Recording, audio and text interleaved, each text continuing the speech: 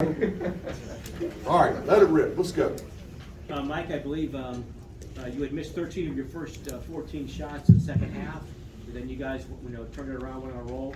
What got that situation turned around in the second half? Mark, I'm not real sure the answer to that. We had good shots. We just didn't look very comfortable. We haven't started very well, but we've defended every night. The two games in Brooklyn where we weren't very good offensively, we defended well enough to win up there. I thought we fought like crazy in here tonight, which sustained us in the first half. I was surprised they shot 50% from the field. Now they helped us by kicking it 9 times, but I'm not real sure, to be honest. Mike, just your impressions on the defense in the second half, especially late in that game when you held them at school. Got a field goal for 5 minutes, and I think they missed 10 or 12 shots. Yeah, I thought it was longer than that, Gino. They were up 7, and we were on the brink a little bit. Called timeout. But from that point on, we call them suts. That's 3 stops in a row.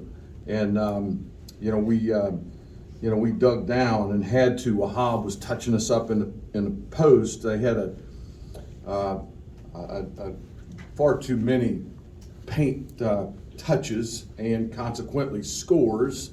I thought we just did a really nice job, with the exception of a couple of possessions on Fats, who can really shred you up in transition and get fouled. I was afraid he would shoot 12, 14 foul shots. We did a good job with that for the most part.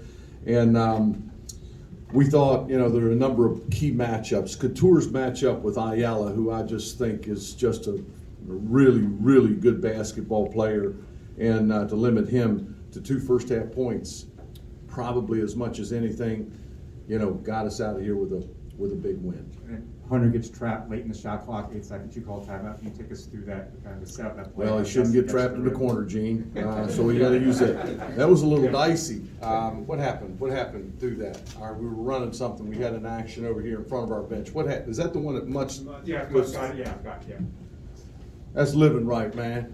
That's living right. I don't know how in the world that ball went in the hole, but I tell you what, I needed one to get down like that. Well, what'd you like Kevin's performance tonight? Oh, he's terrific. And, Mark, he's been good. He hasn't been great. He hasn't been Keve Aluma, not from a lack of trying, not from a lack of work, but he played like Keve Aluma tonight. We wanted to move him out on the floor some. Wahab had fouls. As good as Wahab. Kevin's different. I mean, he can really spread the floor and he can drive it. He got that 3 down in the first half.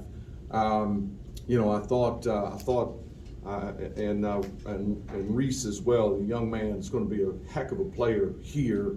Would have a hard time with him flooring it. The reverse lay-in was a humongous basket for us. Keve Alum was good. 17 points, 12 rebounds in the Xfinity Center here on Maryland's campus. Pretty good night for that kid. Mike, how much better do you guys feel about yourself with the win like this in this environment, especially after a couple months heading into ACC competition? I was terrible. We were not very good in Brooklyn, and there's a little desperation. All right, and I'm sure Maryland felt the sense of that. Maryland's going to be fine. All right, it's December 1st. Okay, I can remember watching Coach Turgeon's team, who I admire greatly, last year about this time at Clemson. They weren't very good. They lost a game. They're going to get better and better and better. They're going to have another really good year here. But we needed a little wind in our sails. Great win for our team. Did you do anything? You said you had, after the Xavier loss, you said you had some work to do. What work did you do? Nothing earth-shattering. Just, same old stuff, different day. Better shot selection, better screening. I didn't think we screened worth a darn up there. We got a number of guys that can score the ball. I thought our distribution was much improved tonight. 15 assists on 8 turnovers for the game. Good God. I'm surprised. I'm a little surprised they out-rebounded us like that. I thought we did a nice job on the offensive glass, but just just better basketball, just more conscientious and distributing and spreading it around. Our spacing was a lot better, certainly in the second half. I mean, you shot 38% and still won. Yeah. What, you know, I guess third straight game really that shooting's not really been there for you. What is that how teams are defending you now? I'll tell you what, Mark. I'll respond to that with this. If that's my greatest concern here, early December, I'm gonna be okay. I've got kids that can ring the bell, and see a Luma having a Luma kind of night. I thought Mutz was good again. We're gonna be fine on the offensive end. We're gonna score enough to win. Just continue to guard and rebound a little bit better. Hey, Mike, talk to us a little bit about the resolve of this team to keep on pushing forward and not giving up to come up with this win.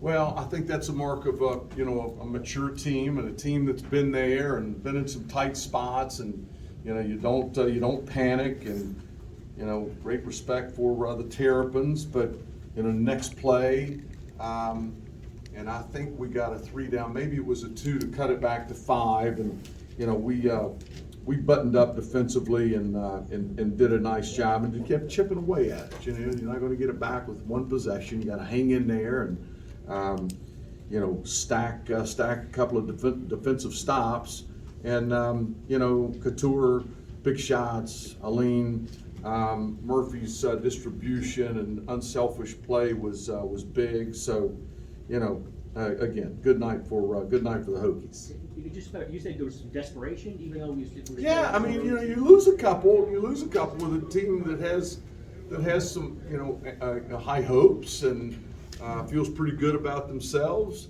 I never, desperate might be a little strong, but you lose 2, that puts a bee in your bonnet, all right? And we had to get some things figured out. We were terrible in Brooklyn, and we got a tough opponent in here, and played a little bit better. Thanks, everybody. Have a nice night. Gio.